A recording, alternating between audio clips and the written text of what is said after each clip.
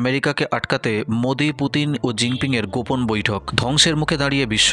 সময় যত গড়াচ্ছে যুদ্ধের দামামা তত বেজে উঠছে। ভারত, চীন, রাশিয়া, তুরস্ক আর সৌদি আরব, এই 4-5টি দেশ কি পারবে 2026-এর এই মহাপ্রলয় আটকাতে? এখানে চীন আর রাশিয়া স্ট্যান্ড করতে। চীনের জন্য ইরান হলো তাদের শক্তির ভাণ্ডার। জিনপিং পরিষ্কার করে জানিয়ে দিয়েছেন, ইরানে হামলা মানে চীনের জ্বালানি নিরাপত্তায় আঘাত করা। অন্যদিকে রাশিয়া বা পুতিনের জন্য এটি একটি সুবর্ণ সুযোগ। রাশিয়া চাইছে পশ্চিমাকে ব্যস্ত রেখে নিজেদের আধিপত্য বজায় রাখতে, কিন্তু কোনোভাবে বড় যুদ্ধ উনি চান না। চীন ও রাশিয়া একত্রে ইরানকে পরামর্শ দিচ্ছে, উস্কানিতে পা দিও না, আমরা তোমাদের পাশে আছি। এই দুই দেশের চাপই এখন ট্রাম্পের বড় মাথা ব্যথার কারণ। সব থেকে অবাক করা বিষয় হলো সৌদি আরবের ভূমিকা।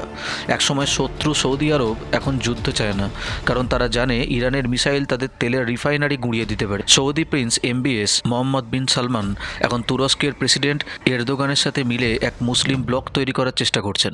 এরদোগান চাইছেন নিজেকে মধ্যস্থতাকারী হিসেবে তুলে ধরতে, যাতে তুরস্ক, ইউরোপ ও এশিয়ার মাঝখানে শান্তির সেতু বজায় থাকে। এবার আসি ভারতের বিষয় নিয়ে। এই সবার মাঝখানে ভারত বা প্রধানমন্ত্রী নরেন্দ্র মোদী খেলছেন সবচেয়ে কঠিন খেলা। ভারত একদিকে ট্রাম্পকে বোঝাচ্ছেন যে তেলের দাম বাড়লে বিশ্ব অর্থনীতি ডুববে, আবার অন্যদিকে ইরানকে ভেনেজুয়েলার তেল কেনার কথা বলে কিছুটা সাইড লাইন রাখার চেষ্টা করছে। ভারতের লক্ষ্য একটাই, নিজেদের স্বার্থ রক্ষা করা। চীন, রাশিয়া আর সৌদি আরবের এই সম্মিলিত চাপ কি পারবে ট্রাম্পকে শান্ত করতে? আপনাদের মতামত কমেন্টে জানাতে ভুলবেন না।